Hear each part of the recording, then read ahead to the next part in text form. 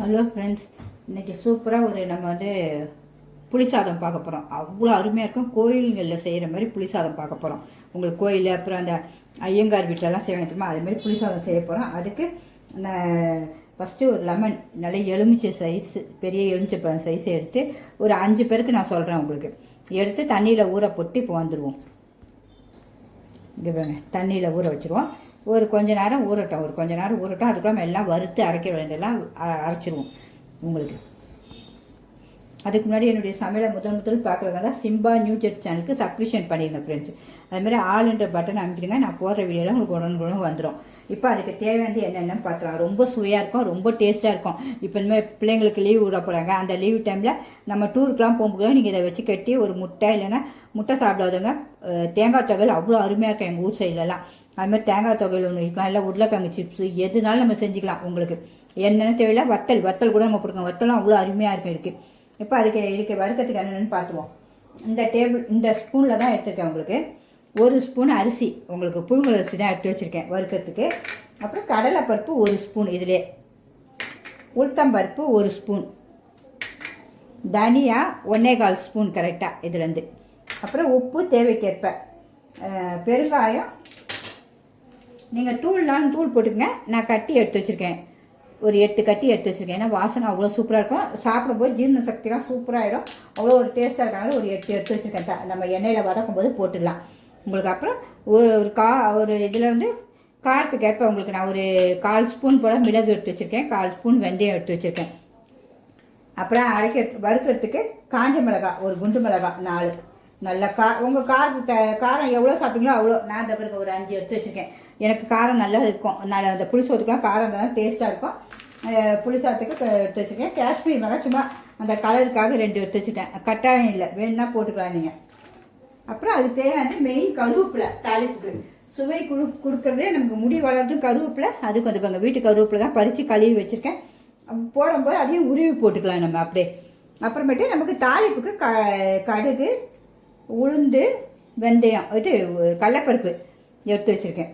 அப்புறம் ஒரு குத்து போல் வேர்க்கடலை, இது வறுத்து வச்ச வேர்க்கடலை தான். அதனால் ஒரு குத்து போல் எவ்வளோ வேணாலும் போகலாம். டேஸ்ட்டு. காஞ்ச மிளகாய் ஒரு 3 நீட்டு மிளகாய், குண்டு மிளகாய் ஒரு 3-4 எடுத்து வச்சுங்க. ஏன்னா பார்க்கும்போது இந்த குண்டு மிளகாய் அழகாக இருக்கும் உங்களுக்கு. முந்திரி வேணாலும் நீங்கள் முந்திரி எடுத்து பொடிசு அரிஞ்சு வறுத்து வச்சுக்கங்க. எனக்கு இதுவே சமட்டு ஹெல்த்தியாக இருக்கும். அதனால் சரி இதை எடுத்து வச்சுட்டேன். நமக்கு இது பொடி பண்ணியும் நீங்கள் எடுத்து வச்சுக்கலாம். அப்படின்னா நம்ம தண்ணியில் ஊற வைக்கிற புளியும் சின்னதாக எடுத்து நீங்கள் வறுத்து வச்சுட்டிங்கன்னா எல்லாத்தையும் பொடி செஞ்சுட்டு 1 ஸ்பூன் போட்டு சாதத்தை போட்டு கலரலாம். இப்போ நம்ம மொத்தமாக சாதம் செய்யலாம். பொடியை மட்டும் எடுத்து வச்சு நமக்கு எப்போ தேவையோ புளியை கரைச்சி நம்ம அப்படியே செய்கிற மாதிரி தான் காட்ட போகிறேன். இப்போ ஒன்று வறுத்துருவோம். இப்போ ஸ்டவ் பட்டு வச்சு ஒரு பேன் வச்சாச்சு வறுக்கிறதுக்கு. ஃபஸ்ட்டு நம்ம என்னென்ன அரிசியை வறுத்துருவோம். அரிசி பொரியணும் நல்லா. உங்களுக்கு ஒன்றா தான் வறுக்கணும். அப்போ அதில் தான் சுவையே உங்களுக்கு. இப்போ நான் அரிசி நல்லா பொரிஞ்சிருச்சு. இதை என்ன அப்படியே எடுத்து கொட்டிக்க வேண்டியதான். ஒரு பக்கத்தில் ஒரு யானை வச்சுக்கோங்க. இதுக்கு மெயின் ஒரு மஞ்சத்தூள் போடணும், அதை சொல்லலை. மஞ்சத்தூள் எடுத்து வச்சுருக்கேன் நமக்கு புளிசாத்துக்கு மஞ்சத்தூள். அடுத்தது தனியாவையும் லைட்டாக நல்லா மனம் வர அளவுக்கு வறுக்கணும். எல்லாத்தையும் ஒன்றா நம்ம வறுக்கிறது தான் அந்த மனம் அந்த சுவையும் வருது உங்களுக்கு. அதுமாதிரி நான் லெமன் சாதம், தயிர் சாதம் எல்லாம் போட்டிருக்கேன் என்னுடைய வீடியோவில் போய் பாருங்கள். இப்போ நமக்கு அந்த லீவு காலத்துக்கு கண்டிப்பாக உதவும். நமக்கு டூருக்குலாம் போகும்போது கண்டிப்பாக அது ஹெல்ப்பாக இருக்கும் மெயின். அப்போ அது இல்லாமல் இப்போ இந்த சிலிண்டர் தட்டுப்பாடெலாம் வருதுன்றாங்கல்ல, நம்ம அதை கூட நம்ம சிக்கனம் பற்றி இப்படி சாதம்லாம் ஒரு நாளைக்கு கலவை சாதம்லாம் செஞ்சு தொகையிலோ ஏதாவது உருளைக்கிழங்கு போட்டு சிப்ஸு அப்படி சாப்பிட்டுக்கலாம். இந்த இப்போ கொஞ்சம் வறுத்தோடனே மிளகும் வெந்தயத்தையும் போட்டுருவோம்.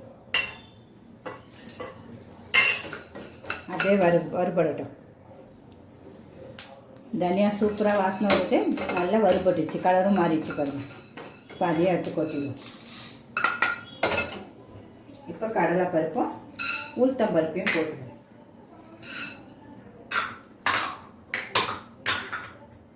அதையும் கைவிடாமல் செவக்கிற அளவுக்கு வறுக்கணும்.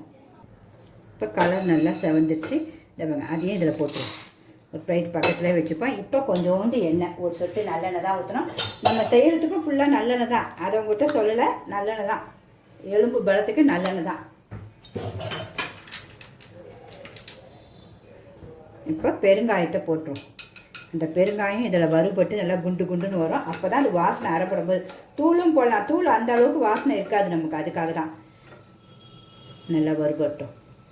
இந்த பாருங்க கலர் சூப்பராக வறுபட்டுச்சு. இன்னும் அதையும் எடுத்து இதில் போட்டுருவோம். இப்போ அதே எண்ணெயில் காஞ்ச மிளகாய் நம்ம எத்தனை எடுத்து வச்சுருக்கோமோ அத்தனை காஞ்ச மிளகாயும் வறுத்துருவோம். சும்மா லைட்டாக 2 நிமிஷம் உங்களுக்கு காஞ்ச மிளகாய் நம்ம வந்து காய வச்சிங்கன்னா நம்ம இப்படி வறுக்கவே தேவையில்ல. உங்களுக்கு காஷ்மீரி மிளகாய் மட்டும் கொஞ்சம் வறுத்து அரைச்சிங்கன்னா கலர் சூப்பராக கொடுக்கும். அவ்வளோதான்.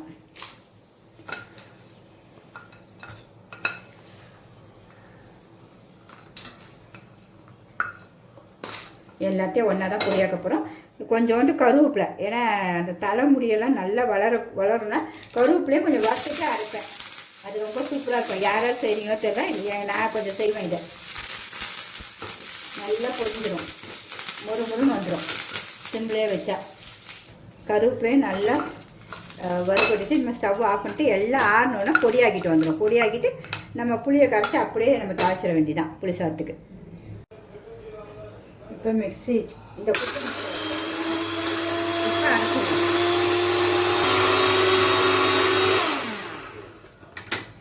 இப்போ அரைப்பட்டுச்சு, நைஸாக அரைப்பட்டுரும். உங்களுக்கு வாசனும் அவ்வளோ சூப்பராக இருப்பாங்க. எவ்வளோ சூப்பராக அரைப்பட்டுச்சு பாருங்க. இந்த மாதிரி ஒரு செகண்டில் இதை அப்படியே இருக்கட்டும், மூடி வச்சுருவோம். அடுத்து தாளிப்பை பார்த்துருவோம். ஸ்டவ் பற்ற வச்சாச்சு. ஒரு கடாயை வச்சு நல்லெண்ணெய் தான் ஊற்றணும். கண்டிப்பாக ஒரு 2 குழிக்காந்து தாராளமாக ஊற்றினேன். அப்போ தான் அந்த சாதத்துக்கு ரொம்ப சூப்பராக இருக்கும். உங்களுக்கு சட்டி காஞ்சவொன்னே தான் கடுகு போடணும். இப்போ கடுகு போட்டுருவோம். கடுகு பொரியணும். கடுகு பொரியட்டும். கடுகு பொரிஞ்சிருச்சு. இப்போ கடலைப்பருப்பும் உளுந்தும் போட்டுருவோம். அப்படியே கொஞ்சம் வதங்கட்டும். கலர் வரணும், மாறணும். அடுத்தது அப்படியே ஒன்று ஒன்றா சேர்த்துருவோம். இது சூப்பராக மாறிச்சு. இப்போ காஞ்ச மிளகாய், குண்டு காஞ்ச மிளகாய் அதையும் எல்லாம் ஸ்லோவில் தான் வச்சுருக்கேன். நல்லா வறுபடணும். உங்களுக்கு ஸ்லோவிலே தான் வாசனை வரும். இப்போ கருவேப்பிலையும் போட்டுருவோம். ரொம்ப சூப்பராக இருக்கும். எல்லாருமே செஞ்சு பாருங்கள். உங்களுக்கு பிள்ளைங்களுக்கு விரும்பி சாப்பிடுவாங்க.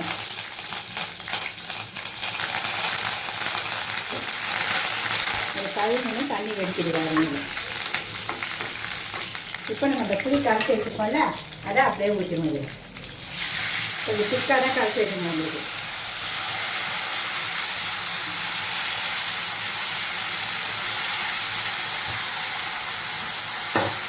நல்லா கொதிக்கட்டும் கொஞ்சம்.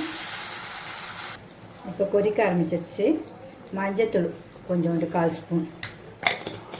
அப்புறம் அரைச்சி வச்சுருக்கோம்ல தூள், நம்ம இதுக்கு தக்க தான் போடணும். இப்போ இது நமக்கு ஜாஸ்தி கூட குறைச்சிருந்தாலும் எடுத்து வச்சுக்கலாம். இப்போ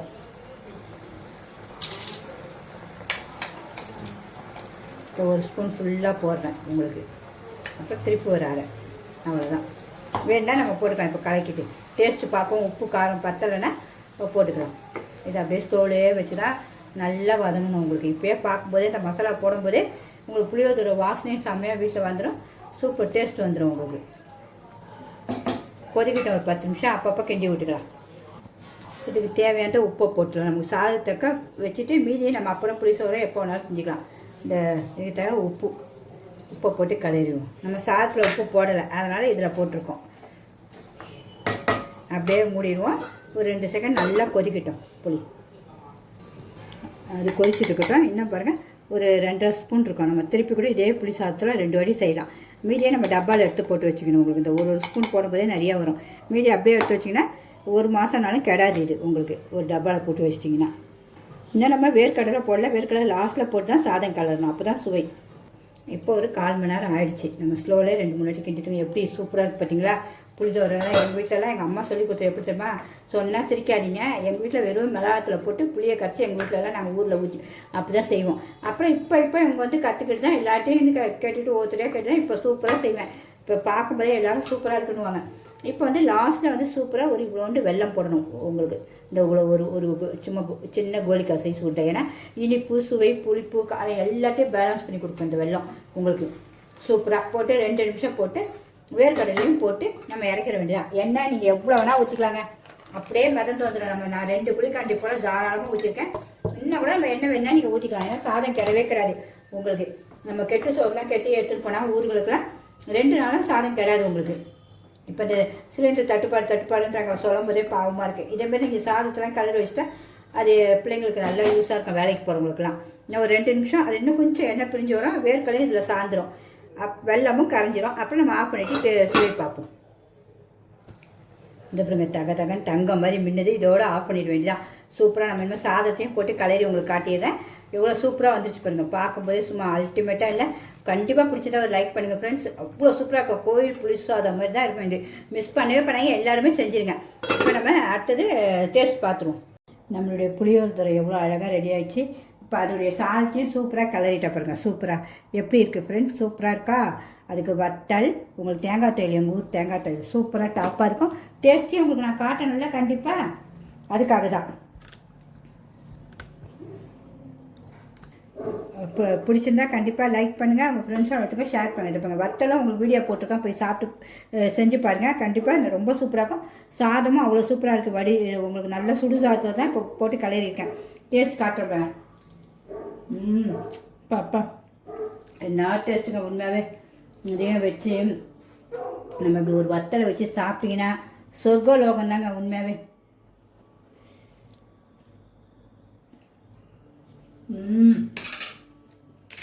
வேறு லெவல் வத்தலை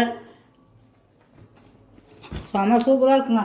எல்லாருமே இதுமாதிரி ரசித்து சாப்பிட்ணுன்னா போகிறோம். உங்களுக்கு பிடிச்சிருந்தா கண்டிப்பாக லைக் பண்ணுங்கள், உங்கள் ஃப்ரெண்ட்ஸும் ஷேர் பண்ணுங்கள்.